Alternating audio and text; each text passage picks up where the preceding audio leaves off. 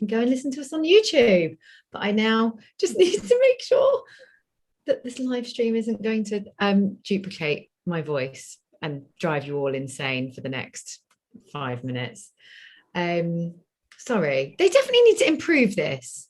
Like, if you're going live on YouTube and you're clearly recording, like somewhere, they definitely need to work out a better way. You can go and listen to us on YouTube. Right. I think I've stopped it from doing something. There we go.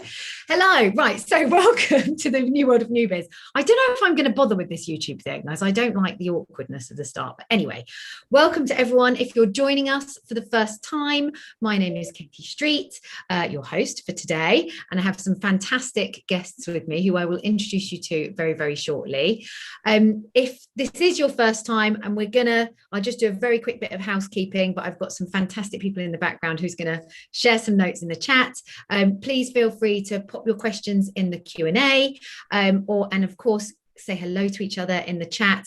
We've got some very exciting things happening today. And as you can see, again, those of you that regularly attend, there's a few more of us than usual today because I've got some special announcements to make.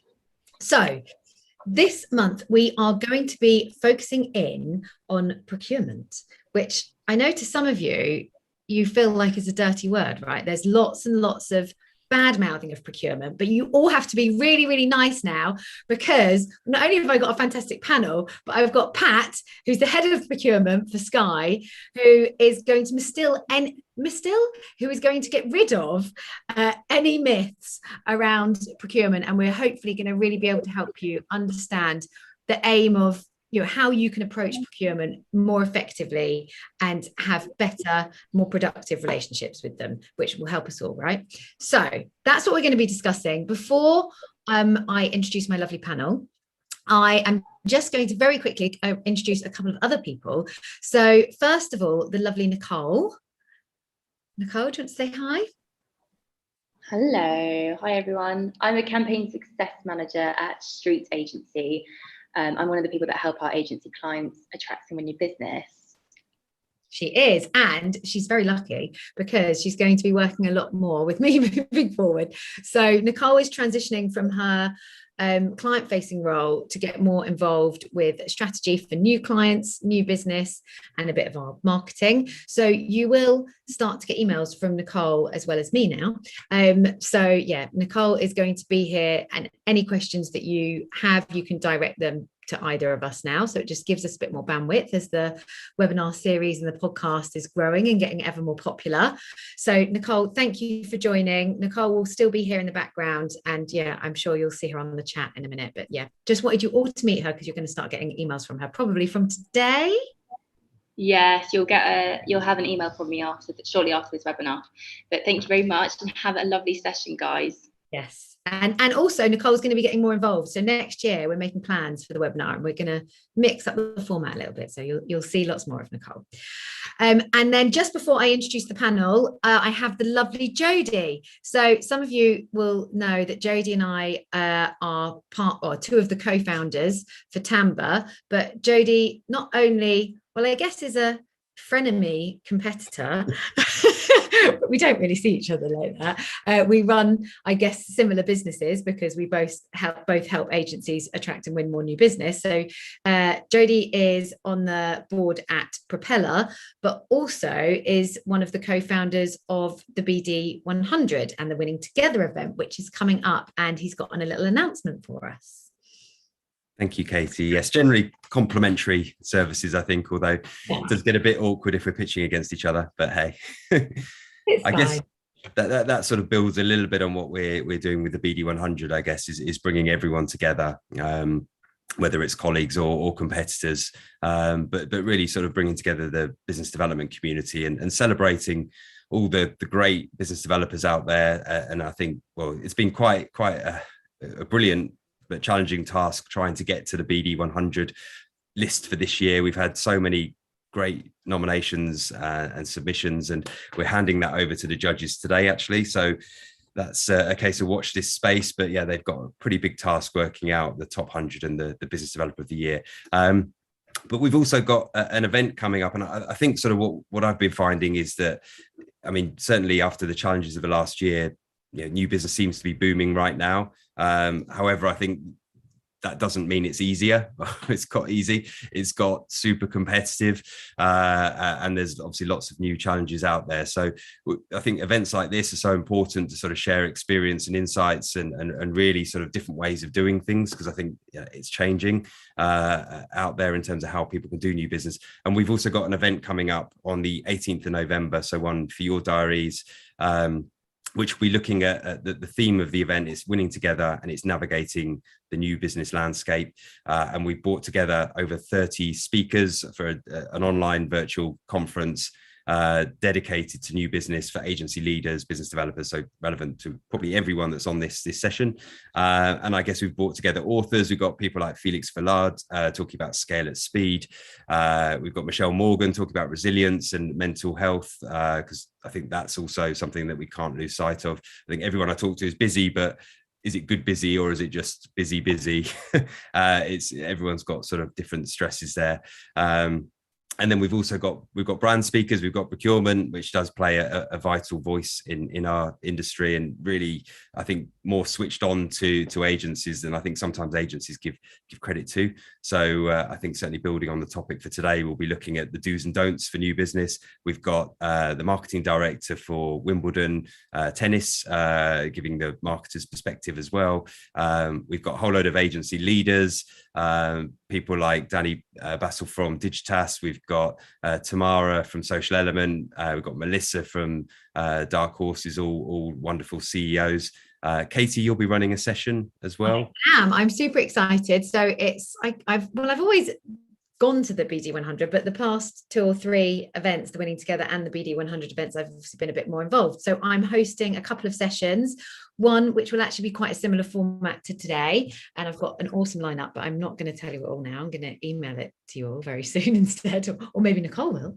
And I'm also running an actual workshop again this time. So it's actually going to be with one probably of our advisory board, or one of the trainers that we have on for Tamba, and we're going to run a live workshop with you guys where you can get involved and learn with us, and obviously we'll all be focused around new business. So yeah, it's going to be a really fun day. It's something, there's so much value from this. We've been lucky enough to be able to get our clients along for the past few, and I think those of you that come to this webinar regularly may have even been yourselves before, but yeah, we're going to make sure that all of you can attend this time. We really want to make sure we're bringing the community together, and I think that's one of the reasons I went into business with Jodie is, I really don't want, the competitiveness of new business has to be removed. We're all in this together, and I think it's an event that brings together kind of the greater good, and we can all learn together on how to do new business better. So really encourage all of you to attend as much of the day as you can. And I'll see you there. And then hopefully next year we might even be able to do something in person. I really want to bring us all together, live somewhere at some point. So watch this space. We'll make it happen somehow.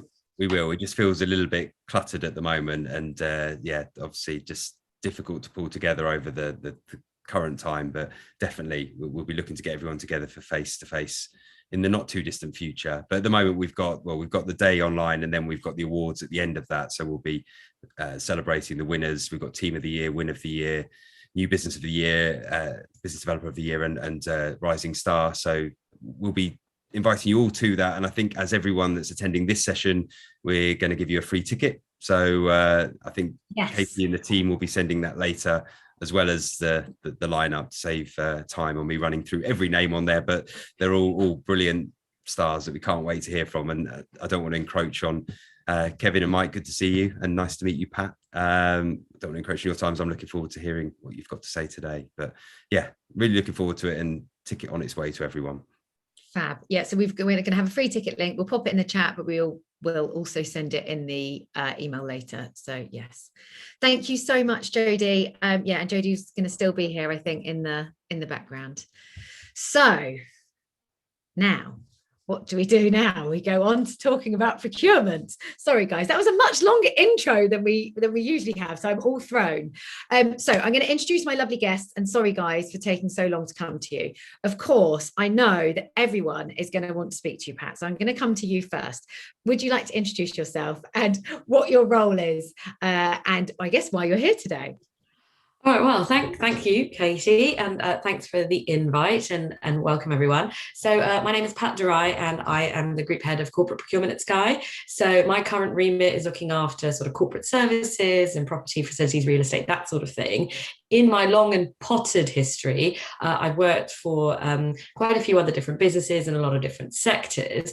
And I've also had some fun in marketing procurement as well. So bringing some of that experience to today. And I definitely wanted to maybe provide a little bit of context for all you guys on the call, because it's always very difficult. I know it feels a bit like procurement are these wall, but there is a lot of rhyme and reason to what we do, and hopefully we can dispel some of those myths and give you guys some really good tips and tricks to help you win more business. So that's me. But I can't really go into stuff specific on Sky just because, of confidentiality, but definitely here to share what I can. So yeah, looking forward to the chat. Yes, and please, guys, if you've got questions as they come up, just pop them in the Q&A. I will be trying to ask them as we go. And next up, the lovely Mike. Thanks, Katie. So my background is I was also in procurement. So I was an ex-procurement director for a lot of private equity-backed firms. So I'd work with their portfolio companies working on cost reduction programs, because it was about cost reduction in private equity-backed companies, improving EBITDA, and I've worked across various categories. So what I do now, though, is I work with agencies. So I work with agencies to help them understand more about how to work with procurement rather than against them, and how to negotiate better deals by preparing better for those discussions with procurement so that everyone gets better value out of the discussion. Love it. And you know what, I've been very lucky to have a few chats with Mike, one on the podcast, which also delves into a lot. So if you like today's chat and you want to explore Mike's brain even further, who also is going to be delivering some fantastic content, or has delivered some fantastic content for us for Tamba, and has also given some amazing free resources, then yeah, you'll hopefully be able to see a lot more of Mike as we move forward together. So yeah, it's very exciting. Thank you, Mike, for joining today. And last but not least, the lovely Kevin. Yeah, hi everyone. So Kevin Gibbons, I run an SEO agency called Resignal, and I'm here on the seller side. So I've until very recently done all of our new business sales. It's kind of like a founder-led role that's definitely kind of into new business acquisition has sat with me. And I've worked with Mike for about 5 years. So Mike's our chairman at Resignal, and I think he's helped to change my view maybe from procurement initially being a necessary evil, maybe into procurement of people too. He's made me realise that. So there's maybe some lessons that have been learned along the way. And yeah, Pat and Mike look quite surprised by that. So, Procurement of people too. Yes, I am a person. Exactly. We are people. This was very eye-opening as a learning. So there you go. Dispel the first myth. We are people. Exactly.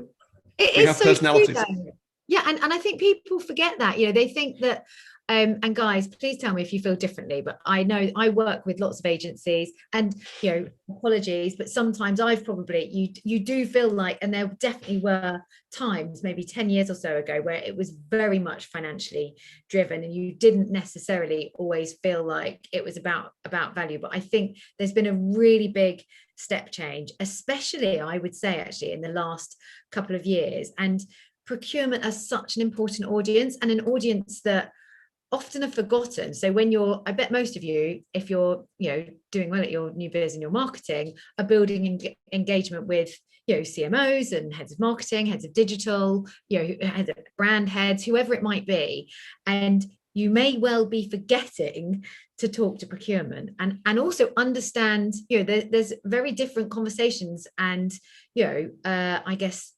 things that you will need to overcome with procurement and different objectives, maybe to a certain extent. So, I mean, Pat, it makes sense, of course, to come to you first. What can we do to get on procurement's radar, first of all? Well, I suppose a few things there, right? I think the main thing is that good procurement people that are in category are looking after a set of, business stakeholders, as we call them, should be attending marketing events, should be very closely partnering with the CMOs in our businesses, I should say, and being basically understanding the market as well as a good marketeer should, right? It should be a very much of a partnership sort of thing within our businesses. So a lot of the time it's the same sort of people that, procurement people should be going to industry events. We are having those conversations. We should have good relationships with lots of different agencies and businesses and suppliers, because part of our role is that sort of the new, what's going on in the market, who are the new suppliers that are coming up, are there any risks we can see on the horizon, and that sort of thing. So the best sort of way to engage is kind of consider them another stakeholder, another point of decision making within a business. I think good engagement with procurement means you'll get more interesting conversations come back out, because what tends to happen as well is if you're only engaging with procurement in an RFP setting, there are very strict rules around how that engagement can happen, which is possibly why you see that kind of machine and robotic.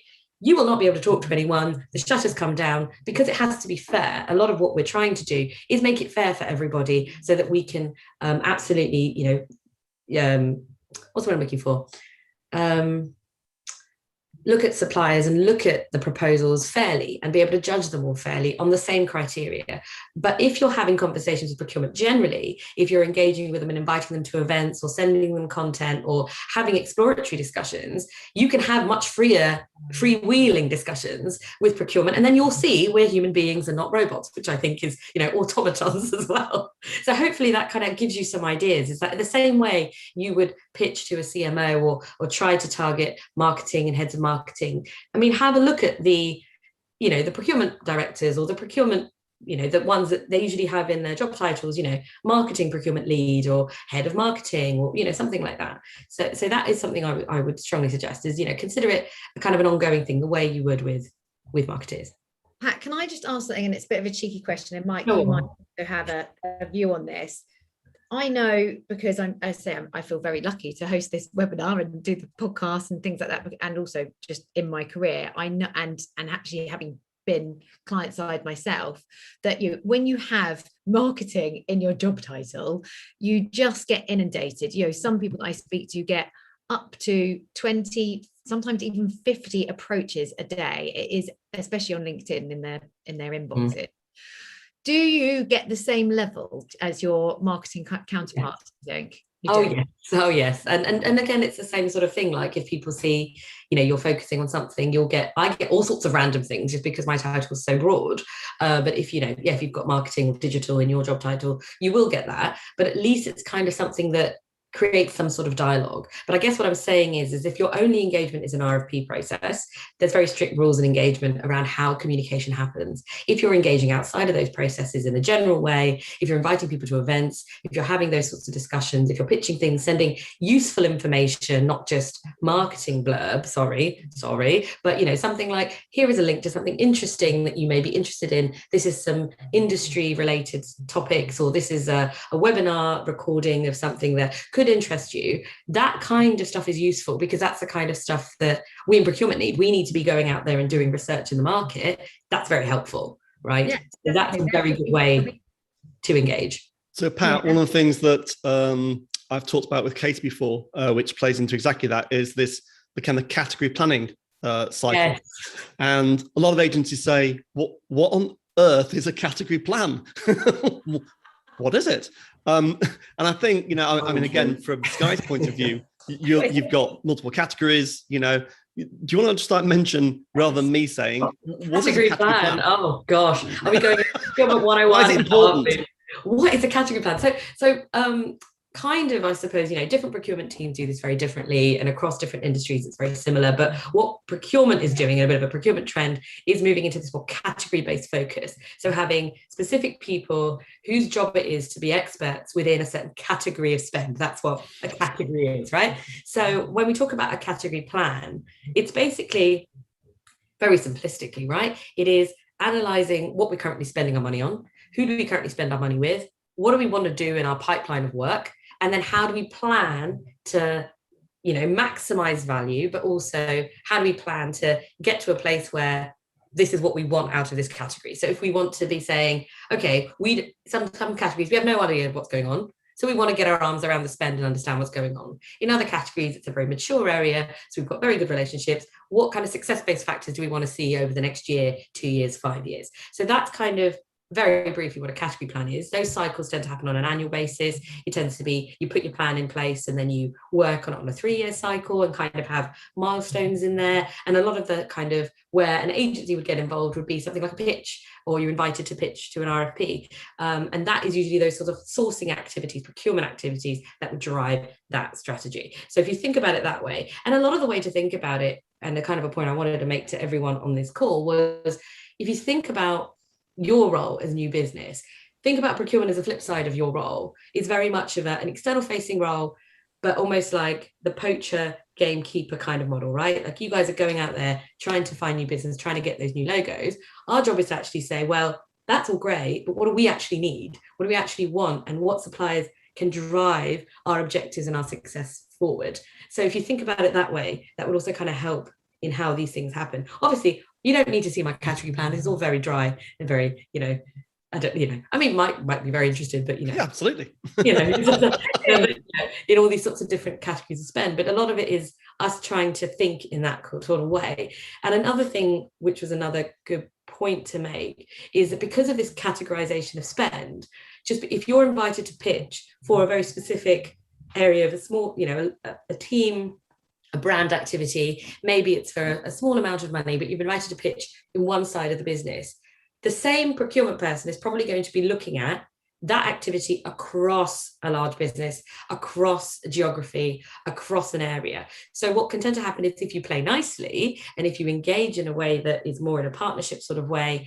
you come to the table with something interesting, the next time something comes up, the procurement person is going to go, oh, actually, so-and-so in that agency had a lot of good ideas. Maybe I should bring them into this pitch. Maybe I should bring them into that pitch. And that really helps kind of grow that sort of partnership piece, which kind of gives you an idea of why that role exists, because you have brand marketing people, or I've got the same, location-based facilities management teams, or location-based IT managers, or they manage a certain specific area. But if you're looking at that across the board, how is a business or a corporation spending their money? That is where the procurement role really sits and where we can drive the best value. So that's, I'm just giving you loads of information. Sorry, and it went off on a tangent, but hopefully, there you go. It's so good, Pat. And I think that's the key, isn't it? Most of all you guys are doing is looking to speak to really good, trusted suppliers, partners, agencies, whatever it might be. So, don't just think, I loved, the thing that you were talking about first off, which was,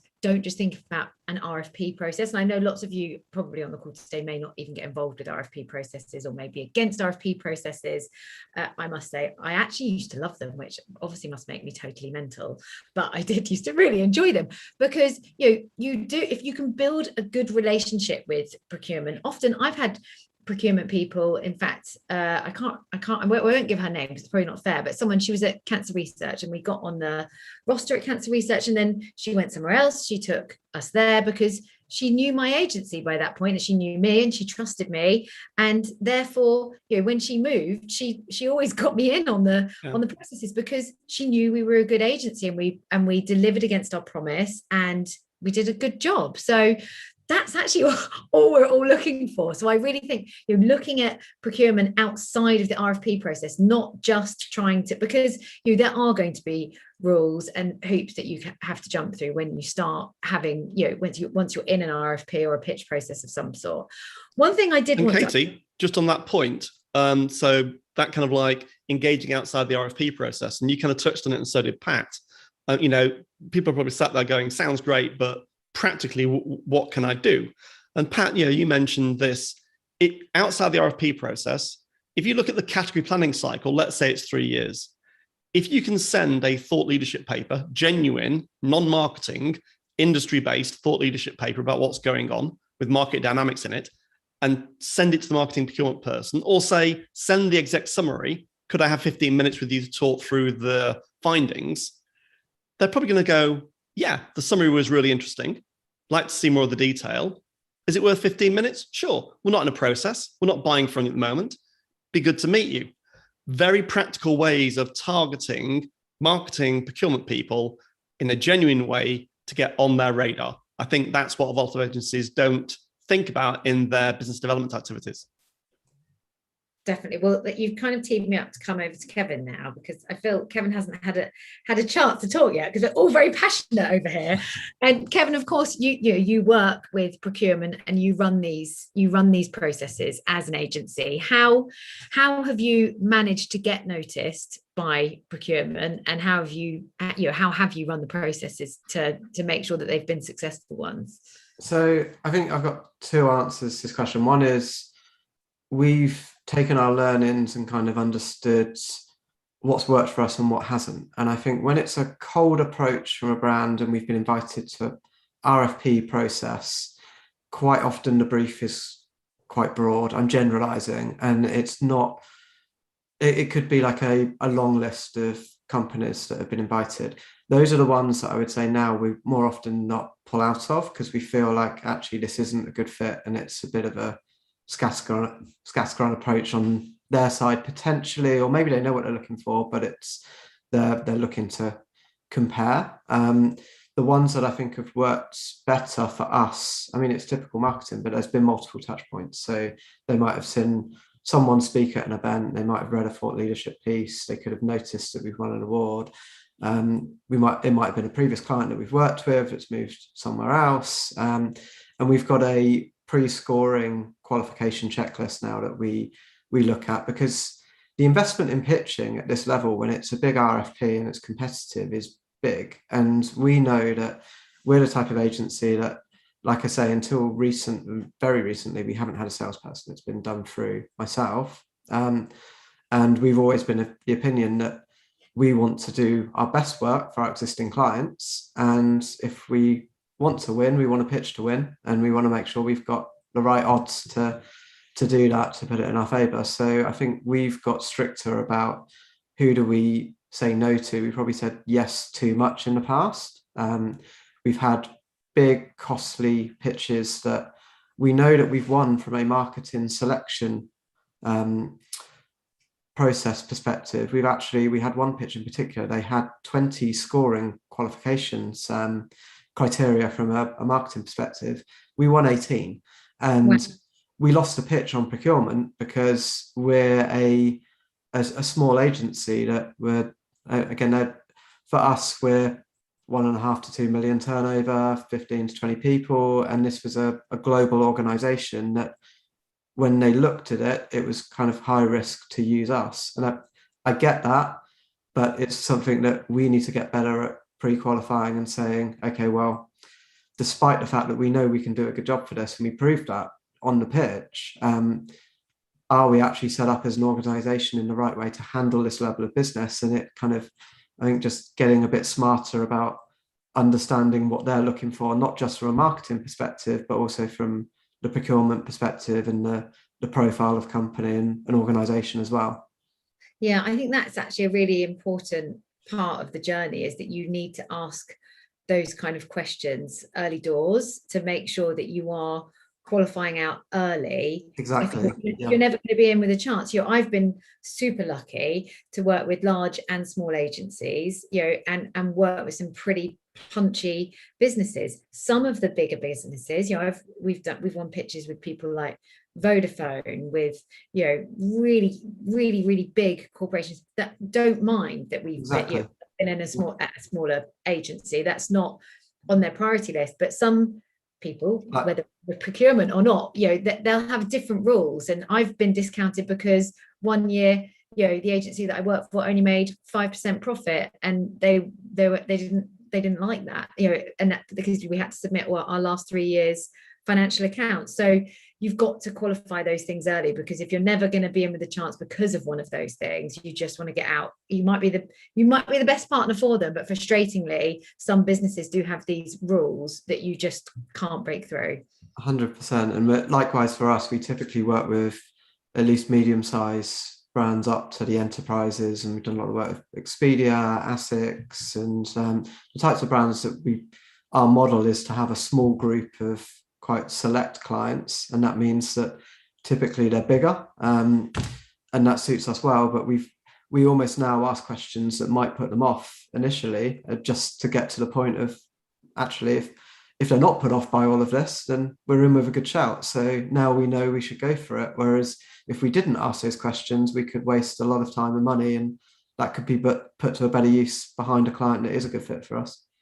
It's an interesting topic though, because obviously, well, Pat, you'll know, the market has changed dramatically over the last year and a half, and there'll be lots of agencies that figures don't look great, even though traditionally they may have been fine.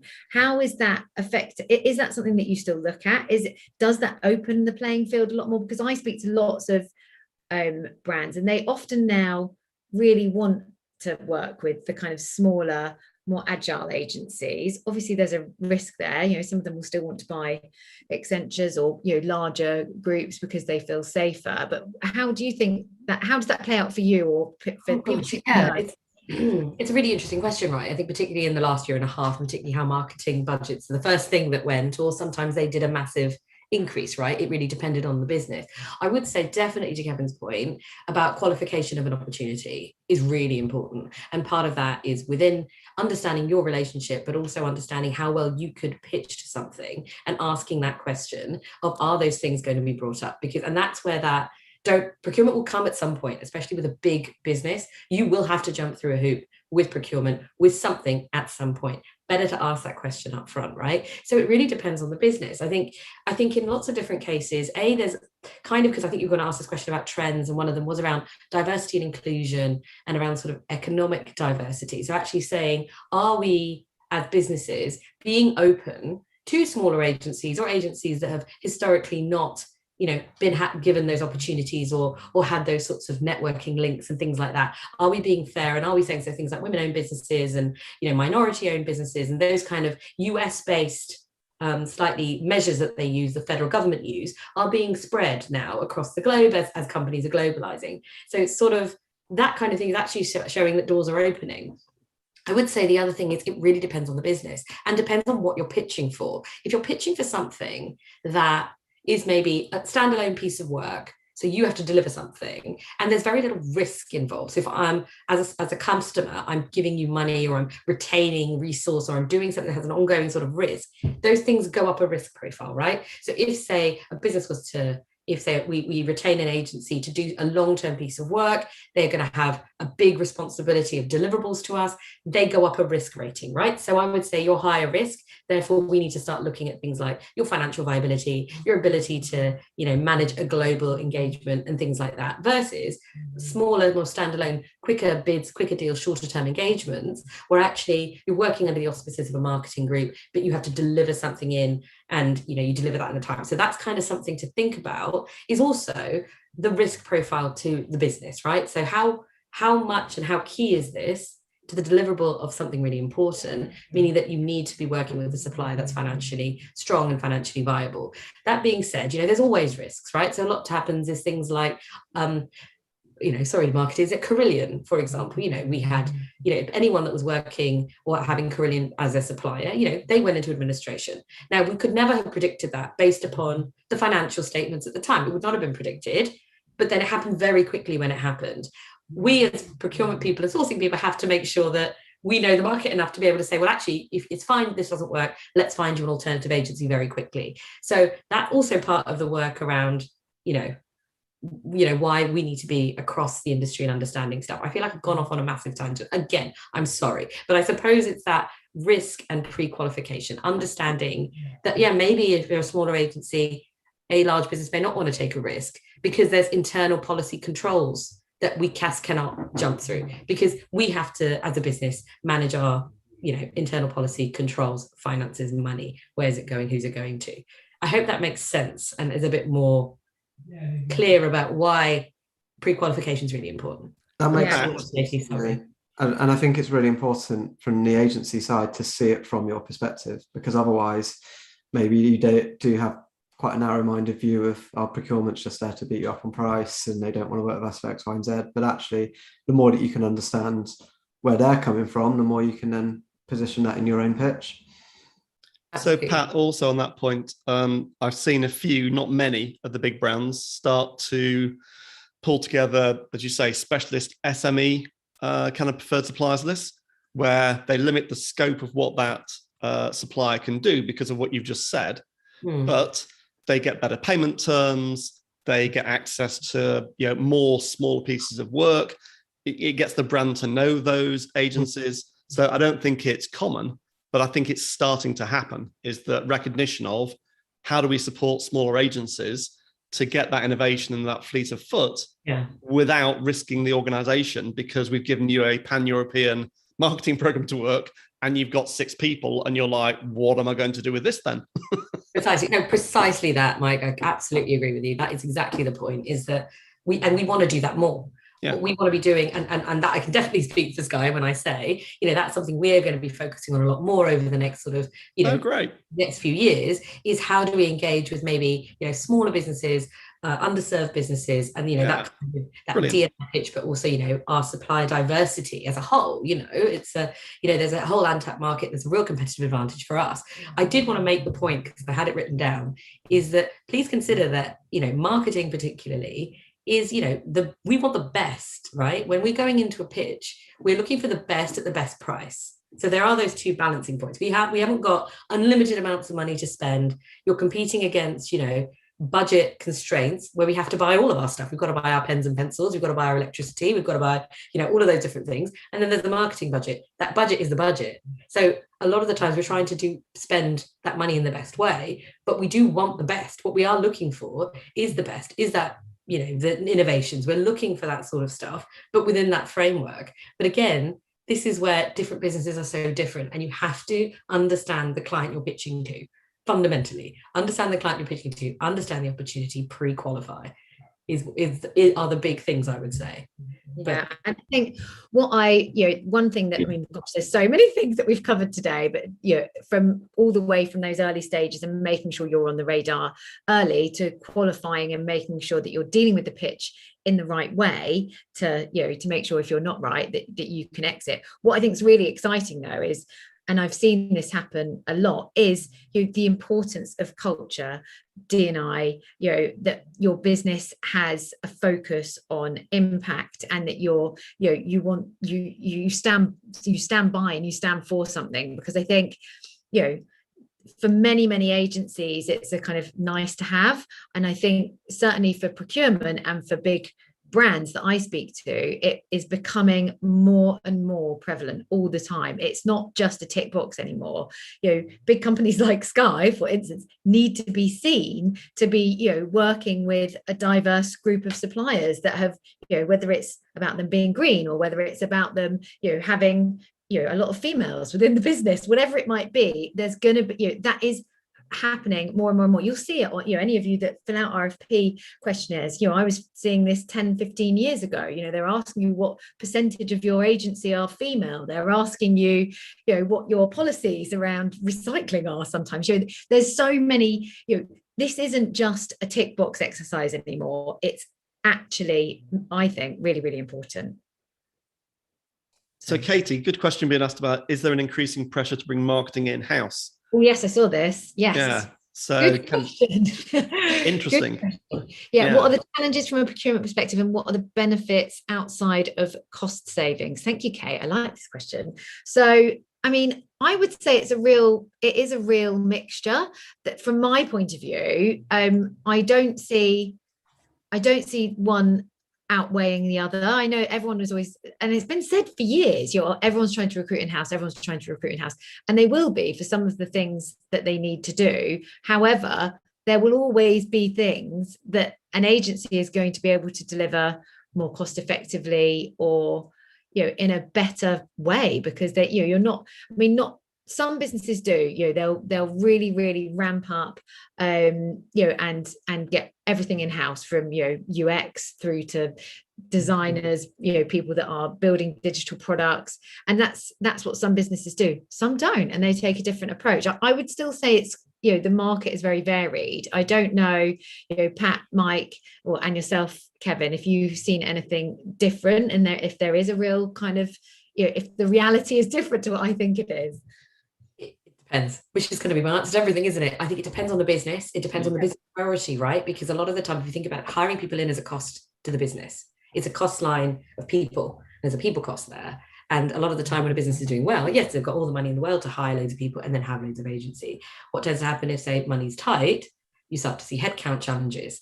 When headcount challenges come in, we can't hire and we need to go out to agency, or we need to go out to supply base. We need to go out and outsource. So it does unfortunately depend. And I don't think it's a necessary trend. I think these things happen in businesses in cycles. Absolutely. I think what happen is somebody makes a decision, they outsource everything and then realize, oh no, something terrible goes wrong. Like whenever let me share with you the fun of procurement, right? So remember when BEA had a massive outage, if you went on holiday and nothing worked, the computer system completely went down. That was an outsourcing snafu. They had just done a changeover to a new supplier. Computer said no, and it was a massive problem. And those are the kind of things that always make me go, I'm so glad I'm not the procurement person that did that. Absolutely. And so when you think about that then triggers something in the business to go, oh my God, that's a massive risk. Why do we do that? And then suddenly the other side to bring it all in-house again. So that tends to be something that we see cyclically. I'll give you another fun example. KFC and the running out of chicken. I don't know if you all remember this. When KFC ran out of chicken, what happened there was they had brought in a new supplier for their logistics. So they brought in FedEx to do their logistics. What had happened was a bit of a disconnect between we need all the chicken to all the sites versus they sent it to 3. And that's why they ran out of chicken. So there you go. And it's so simple, isn't it? When you think of it like that, is there have been trends, and you hear for I've heard for a long time, they're bringing marketing in house. I actually think it's less at the moment, because if anything, people, brands that I've spoken to amidst COVID, they let their teams go, and it's less risky. Rather than, like you say, having a large headcount, I would actually say more of the business and the bigger brands that we work with that have been potentially affected by COVID or had budgets cut in some way, actually are working in the opposite way, and they're working more with agencies. But like you say, it will go in cycles and it will work differently. I think definitely it goes in cycles. Having been in strategy for donkey's years, it definitely goes in cycles. And McKinsey or Booz or Bain will be in there saying we should now outsource or you should insource, and then 3 years later they come back and say you should insource or outsource now. So that's one thing definitely. You literally set your clock by it. It's so bad. Yeah, exactly. Literally. Yeah. You go, oh, we want to do this and we've outsourced it. And I'll be like, 5 years time. Let's see what happens in 5 years time. And you're like, I'll just pull out those papers again we had last time. And back to this argument about core competence. Core competencies change inside organizations. So if the brand sees something as absolutely core, they're more likely to bring it in-house. If they see it as being non-core, they're more likely to use agencies. Yeah, 100%. A very succinct way of putting it, Mike. I like that. Exactly. Thank you. So, we look at, if you think about what we look at, as a business, am I a business? What is my actual business? What am I actually specialized in doing? And what am I not specialized in doing? And should I be investing in doing that, or should I be outsourcing that? And we look at that across the board in procurement, right? So for, whatever we can't do ourselves, that we don't want to do ourselves and we don't think is our core competence, we will outsource. And that is, across all categories. But, and all businesses as well. I think that's I don't think there's any trend. It's just, you've got to think, you've got to do your research and try and understand the business that you're pitching to, or you're trying to communicate with outside of the pitch. Now we have had a few questions, some that were sent in beforehand and some that are coming in now. I wanted to ask this one because it's an interesting one. It's not just for procurement, although they are asking specifically with procurement. What do you do if you're being ghosted? I think it really depends on the context, right? So if you're being ghosted in the context of an RFP, there's usually a timeline, and you've been given a timeline that you will be notified by X date. They will not talk to you before that, because the reason you've been given the timeline is because lots of discussion is happening internally, stuff is happening, a lot of internal kind of, okay, we've read every RFP proposal and now we need to think about that. And maybe it's going to drive more questions, it's going to drive something. I do think it is anxiety inducing, and I do understand on the other side, you've sent a pitch out and you're hearing nothing. It is quite anxiety inducing. The problem is that, people are busy. Like, it is very difficult to respond to everybody individually. So what tends to happen is you'll either get a notification. I would say, if a deadline has been missed, so for example, if you were expecting to hear an update by Friday of the week, you don't hear anything on the Monday, it's worth saying, oh, hey, was expecting to hear something. Is everything all right? Do you need any more information from us? And that will either trigger, oh God, I forgot to email the person, because again, procurement are human. That will be the subtext of this whole talk, is, maybe someone's forgotten, or someone's been off sick, or something's happened, and either there'll be a holding message or something. So a lot of the time in those processes, they're extremely busy. There's a lot going on. There's a whole group of different people internally that are involved in those discussions. We're reading these reams of information. So if you imagine what you put forward, imagine 5 of those having to be read and really digested. But again, that's where the whole question answer piece will come in, and probably, after that, you'll either get questions or a no. And hopefully, when it's done well, is that good engagement of the acknowledgement that a lot of effort does go into pitches. And I acknowledge that. I absolutely understand that, which is why I'm always passionate about the pre-qualification. So I'm always happy to answer those questions, because I don't want to read it if it turns out something really important's missing up front. That's me too, right? I want to make sure there's certain things that you can do. And if you can't do them, then I think there's no point. Let's catch up in a few months on something else.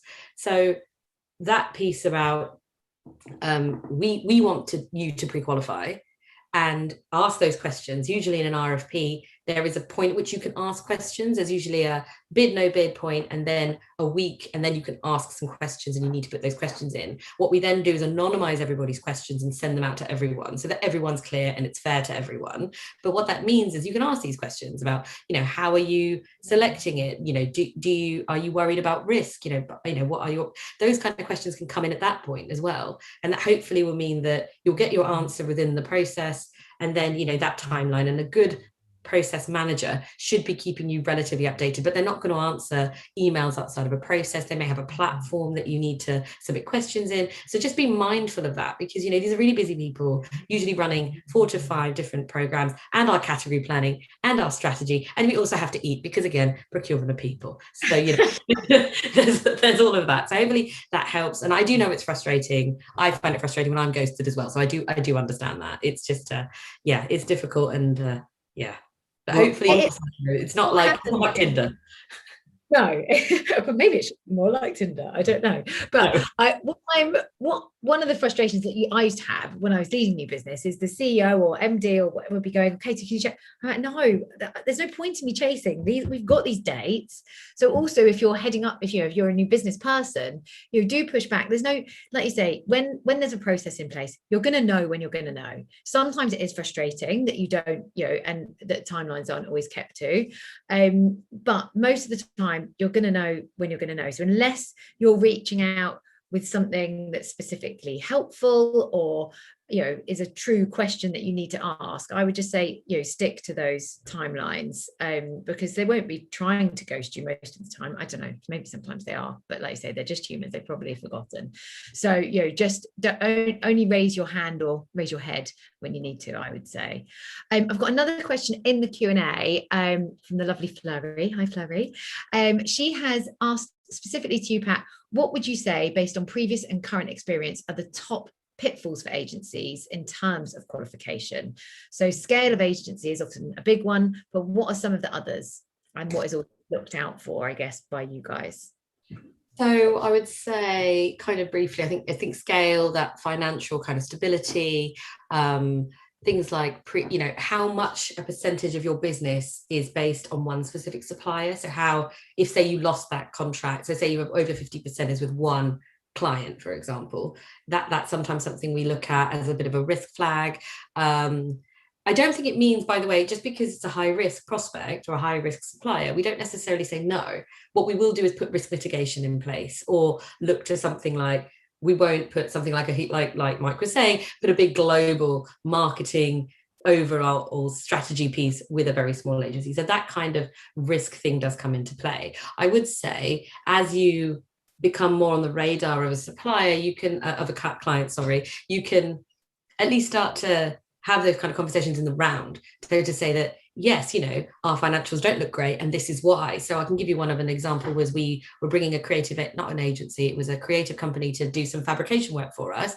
They had a management buyout, it hadn't gone well. So when you look at the numbers, it looked dreadful, and there was a big red flag immediately saying, oh my God, we cannot put £1 million worth of business in this company. We had a conversation with their MD. We had a whole conversation with them about, parent company guarantees, this, that, and the other, very open conversation. And we were able to, go over that risk. And then talking about, if say they went out of business, the product was there with our name on it, we could then, take ownership of the product. So that is a kind of nuanced conversations we try to have. I would say that doesn't mean don't pitch. I think what we're saying is pre-qualify, make sure that you can do the job. If you can do the job and do it well, and there is less risk in doing it, you're more likely to be successful, I would say. And I'm just trying to see does that, I hope that answers the question, Katie. Do you think? No, that was perfect. Yeah, Clara, if you've got anything else to add, pop it in the chat. But that to me is perfect. It covers the kind of key areas. And I totally am with you in terms of, there's been many times when I've been involved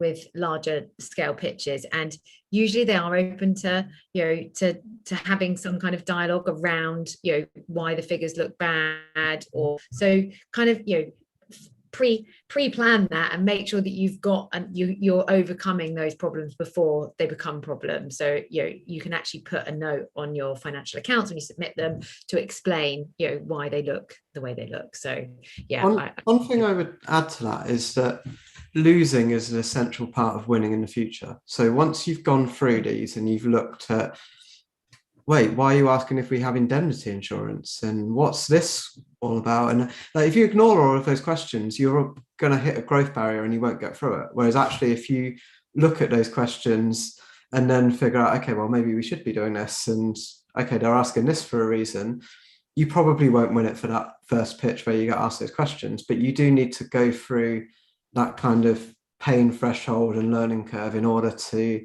gear yourself up for that next level of scale. So I think it's important to do that, and then you can build it into those. You have pre-qualifying questions, but there's also, it's not just that, it's what do you need to do to shape yourself in the right way for the type of company that's looking to work with you. Nice. And that almost leads me on to my last question, not quite the same question, but nearly. The last one that was asked was, can any of you offer any suggestions as to how to deal with cultural differences when you're in a pitch process? So I guess globally, different etiquettes that certain countries or regions may have. So I think the ones that I've seen when I was a procurement director rather than kind of what I do now, certainly around when you're negotiating in different cultural contexts, very important. The way that an Asian culture would negotiate is different to North Americans, particularly East Coast North Americans, compared to West Coast, compared to Europeans. So I think that's definitely important. In Pat, you'll have had a lot more experience than me on this, but what are your kind of views?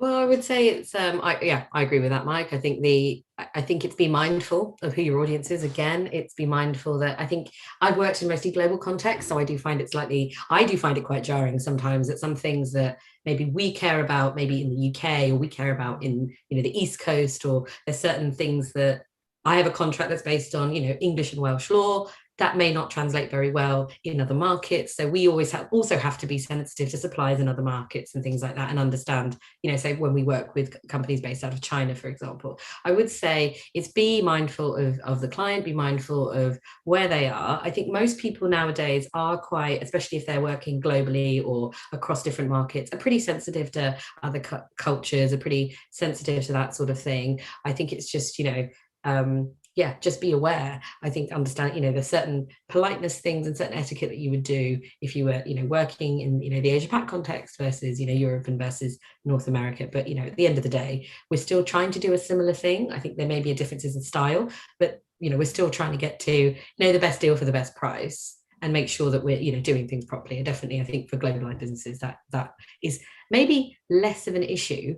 But it's interesting. It's a really interesting thing. I find it really interesting working with lawyers in, Silicon Valley and companies based out of Silicon Valley, say, versus companies that are based out of the East Coast, and Italian companies versus British ones. So it's good to be aware. I would say I don't really have specific tips other than be aware. That can be a bit of a pitfall. Try to not put your foot in it. Maybe don't talk about politics, religion, and what was the other one that exactly the other one politics, religion. There's one more thing anyway, but maybe just don't bring that up and just and do your research, and don't forget to ask all those all important questions. I think that's super important. You forget different markets are very different. We've got clients that operate in various different global markets, and we have to be very mindful that the markets are different and the behaviors of consumers are different. So ask the questions. One thing I would say, I worked out of the Middle East for quite a while as a supplier,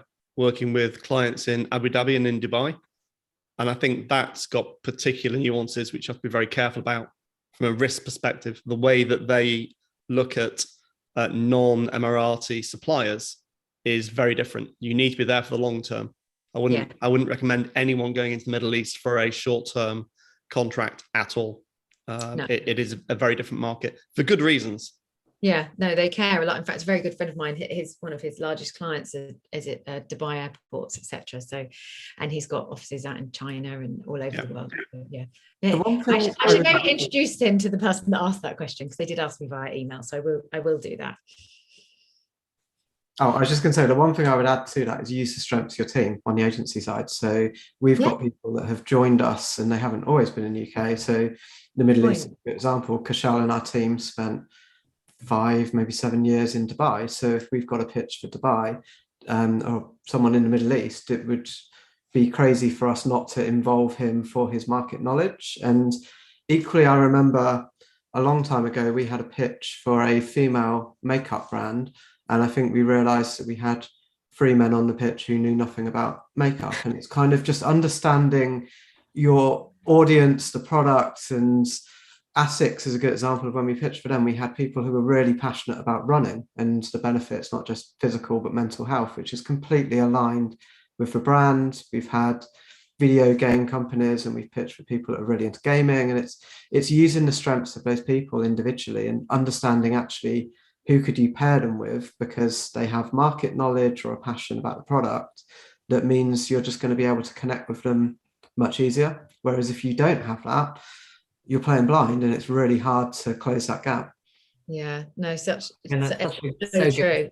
Yeah, and I'm so jealous. ASICS are my running shoes. I love ASICS. The only ones that fit me. I've got really long, narrow feet. They're only ones that have women specific, I think. There's one brand that only does women specific shoes.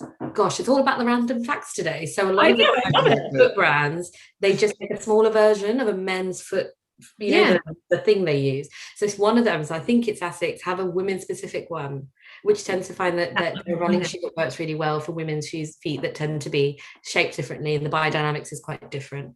There you go, a bit of a product knowledge. That's what I meant. Now, guys, I've only got 2 minutes left, and there's 2 things that I need to do. One is get through as many questions as possible, and 2 is run the poll. So I think you might have seen in the chat earlier that we've added a couple of different questions in again this month. So I'm just going to run the poll. If you're still with us and you want to be involved, we do collate all of the answers and we do try and share the data. We're coming towards the end of the year, so it's going to be really interesting to look at how things have evolved throughout 2021. So please do fill it in. But whilst you're doing that, I am going to make sure I try and get through a last couple of questions. So Robert, I'm going to introduce you to my friend Jamie, because I think he'd be a good contact for you. And I am also going to answer Marcus's question. So Marcus, he's asked, what is the process for getting onto an approved supplier list for a large organization such as Sky? Are there any tips that you can give about the level, or as in the SME level categories that you mentioned earlier? Oh gosh, the answer is it depends, and it depends on what's going on. So a lot of the time it's some categories work well with a roster of suppliers that we allow anyone to go and use, and you agree kind of base rates and you agree a main framework agreement, meaning that it just kind of flows through, especially for kind of ongoing quick bid kind of work. The flip side, and then they've also got the kind of larger scale, large agreements. It really depends on what the company is doing at the time. There's definitely a big push in procurement towards automation, towards a lot of self-serve. So once you're sort of set up in a system and there's rate cards agreed for sort of ongoing kind of quick work, being able to very quickly automate that so we don't have to negotiate each and every deal. What we want to be looking at is the strategic piece and having the time to go to events and things like that. So hopefully that kind of, it really depends on the company. I would say, again, outside of RFP, having that engagement, having those conversations will really help put you at the top of mind when those discussions are happening. And as Mike said, we do these category plans, we're looking at our strategy, and we want to get the best from the market. That is what we're trying to get to. So hopefully those needs align with you guys as well. So I do find it personally very useful. So hopefully that helps Marcus, I think yes. Level. Brilliant. Thank you, Pat. There's one last question, and we are probably going to go 1 minute over. So, guys, if you have to go, I'll see you next month. But I'm going to very quickly squeeze this one in. Tracy Phillips has asked any tips for approaching rate increases. They're currently talking to procurement for one of our customers about this. Sorry, Pat. Oh, yes, it's not great. Over to you, Pat. Yes. Over to me. No, don't bring them up. I would say there is a sensitivity to it, and I think it's understanding where you are in the cycle. So for example, it's where we are in the cycle of making those decisions is what you don't want to accidentally do is and thinking about if you're doing a rate increase for work that is happening, if you're in, say, an agreement, you've got a rate card and you want to now increase that rate card in line with inflation, a lot of the time that's expected, but we need to understand why, the how, the what, and is it justified, and is it in line with the market? Because we're not going to necessarily give an agency free rein to raise their rates by 5 to 10%, because we don't care about what's going on inside your business, we care about what's going on in the market, right? So I think approach it in that way, really understanding that, we are sensitive to price increases, we've got our budgets, we've got to be managing that spend, right? If it means that, it's going to start tipping an activity over a budget, we've then got that may trigger activity you may not want to happen. So I think it's just maybe be mindful of the fact that, the first answer you'll get is no. The second answer you'll get is, yeah, okay, but why? And we really need to understand the why. And really, it can't just be, oh, it's inflationary. We really, if a lot of the time it's based on people costs, fine. But if it's, we need to just understand the reasons and the why. But yeah, I don't like those discussions. I don't think anyone does. It's, it's very difficult for us. So Katie, so one thing just to add to what Pat said around, if you're a brand and a business, this is a big bugbear of mine. I want an output or an outcome. If you take 400 hours to do it or 10 hours to do it, I probably don't really care that much. So everyone focuses on the rate card, whereas the client's focused on what's the output and what's the outcome. So if you're looking at rate increases, I'd first of all look at what's the client need in terms of outputs and outcomes and work out a different commercial model rather than saying to Pat, oh, I'm going to increase my rates by 10% per day. Yeah. Why would you do that? That's how it's worked best for us is we smashed your targets last year against the KPIs, and we have a forecast that we think we can do even more next year. By the way, we need more money in order to achieve that. And that's exactly the conversation they're open to. It's not, we want more money, please. Correct. Very good. Yes, absolutely. It's such a good point. It's about how you structure and you frame it, and like you say, going benefit first. What are they? What's the improvement, and why should or would they pay more? So, guys, thank you for letting me carry us slightly over midday. Thank you to all that have joined. I hope you have loved our panelists today just as much as I have. I've learned a lot about procurement, and yes, be nice to them, guys. They are your friends, and they are real people. And I want to hear all your stories and how you're getting on with procurement after this session. So yeah, thank you to everyone that's joined. Have a great rest of your Tuesday. We'll be in touch with free ticket links, etc. And I hope to see lots of you back with me in December. See you all soon.